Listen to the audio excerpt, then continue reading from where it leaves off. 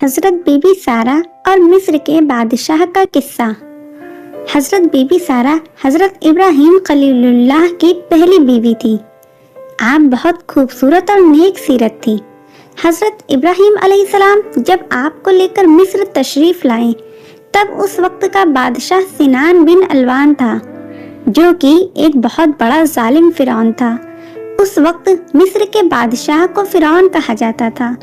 اس بادشاہ کی ایک عادت بہت خراب تھی کہ جب بھی کوئی پردیسی اس کے شہر میں آتا، اگر اس کی بیوی خوبصورت ہوتی تو وہ بادشاہ اس کی بیوی کو اپنے محل میں رکھ لیتا۔ چونکہ حضرت سارہ بڑی خوبصورت تھی، اس لیے حضرت ابراہیم علیہ السلام کو ہمیشہ فرعون کا ڈر لگا رہتا۔ کچھ دنوں تک تو وہ چھپ کر رہے، لیکن بادشاہ کے جاسوسوں نے ان کا پتہ لگا لیا۔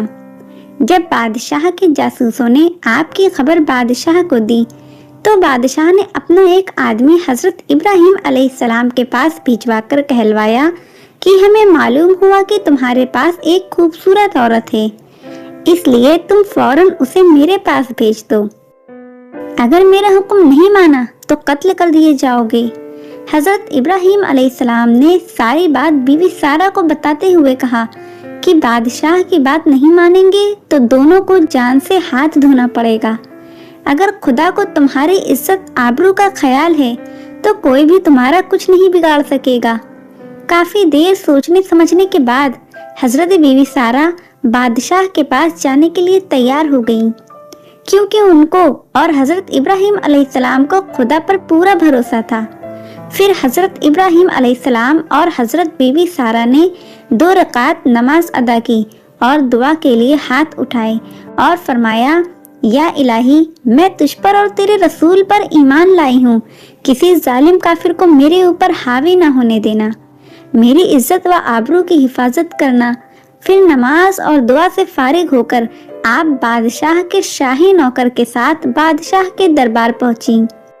آپ کی خوبصورتی کو دیکھ کر بادشاہ حیران رہ گیا اور اپنے ناپاک ارادوں سے مسکراتا ہوا جیسے ہی آپ کی طرف بڑھا اور قریب پہنچنے پر جیسے ہی اس نے اپنے دونوں ہاتھ حضرت بی بی سارہ کی طرف بڑھائے، اسی وقت اس کا دم گھٹنے لگا اور وہ زمین پر گر کر تڑپنے لگا اور حضرت بی بی سارہ سے بڑی عزت سے بولا، خدا کے لیے مجھے اس مصیبت سے بچائیے، میں آپ کو ہاتھ لگانے کی غلطی کبھی نہیں کروں گا۔ آپ حضرت بی بی سارہ نے دربار الہی میں عرض کیا، یا مولا، اگر یہ سچ کہہ رہا ہے تو اس کو اس مصیبت سے نجات دلا دے۔ خدا نے آپ کی دعا قبول فرما لی اور اس بادشاہ کا اسی وقت دم گھٹنا بند ہو گیا۔ پھر کچھ دیر کے بعد واپس شیطان نے اس کا دماغ بدل دیا اور بادشاہ پھر وہی حرکت کرنے لگا۔ 3 بار بادشاہ نے ایسا ہی کیا۔ 3 بار اپنے انجام میں ناکام رہنے پر اسے یقین ہو گیا کہ میں اپنے ناپاک ارادے میں اب کامیاب نہیں ہو پاؤں گا۔ یہ عورت کوئی اللہ والی معلوم ہوتی ہے۔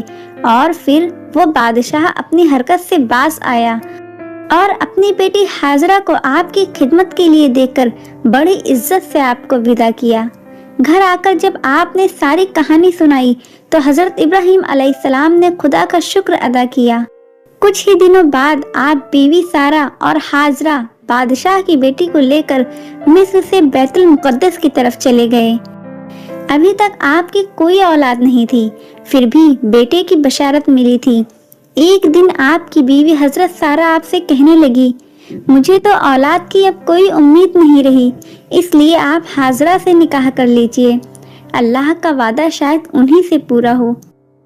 حضرت ابراہیم علیہ السلام نے حضرت حاضرہ سے نکاح کر لیا اور اللہ نے 1 سال کے بعد آپ کو ایک بیٹا عطا فرمایا جس کا نام اسماعیل رکھا گیا۔ حضرت ابراہیم علیہ السلام کی عادت تھی کہ آپ مہمانوں کو ساتھ لے کر کھانا کھایا کرتے تھے۔ اتفاق سے 15 دن تک آپ کے یہاں جب کوئی مہمان نہیں آیا تو آپ کو بڑی فکر ہوئی۔ آپ اسی فکر اور مہمانوں کے انتظار میں گھر کے باہر بیٹھ گئے۔ تھوڑی دیر بعد 3 آدمی دکھائی پڑے۔ آپ بڑے خوش ہوئے۔ آپ نے ان کا شاندار استقبال کیا اور ان کے سامنے کھانا پیش فرمایا۔ جب مہمانوں کے ہاتھ کھانے کی اور بڑھے تو آپ کو بڑی حیرانی ہوئی۔ मेहमानों ने आपसे कहा, आप डरिए मत, हम इंसान नहीं बल्कि फरिश्ते हैं। एक का नाम जिब्राइल, दूसरे का नाम इसराफील और तीसरे का नाम मिकाईल है। हम हजरत लूत की कौम को उनकी सरकशी की सजा देने के लिए जा रहे हैं और आपको खुशखबरी सुनाने आए हैं कि आपकी पहली बीवी हजरत सारा के पेट से एक लड़का पैदा होगा। हजरत सारा वहीं पर पीछे बैठी हुई थी और ये बात सुनकर हंसने लगी और फरमाया, मैं 90 साल की और मेरे शौहर 120 साल के हो चुके हैं, अब क्या मेरे लड़का होगा। फरिश्तों ने फरमाया, क्या अल्लाह की कुदरत पर आपको ताज्जुब है? अल्लाह के रहमत व बरकत से कभी ना उम्मीद ना होना चाहिए। इतना कहकर फरिश्ते चले गए और हजरत सारा बेटे का इंतजार करने लगी। चुनांचे 1 साल के बाद अल्लाह ने उन्हें बेटा अता फरमाया, जिनका नाम इसहाक रखा गया। हजरत इब्राहिम अलैहिस्सलाम वो खुशनसीब पैगंबर है कि जिनके दोनों बेटे नबी हुए, इसलिए आपको अबुल अंबिया कहा जाता है।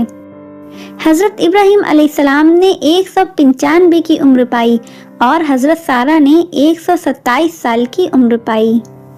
दोस्तों, आपको ये वाकया कैसा लगा कमेंट करके ज़रूर बताइएगा, और अगर वाकया अच्छा लगा हो तो इसे लाइक, शेयर और चैनल को सब्सक्राइब ज़रूर कीजिएगा। अल्लाह हाफिज़।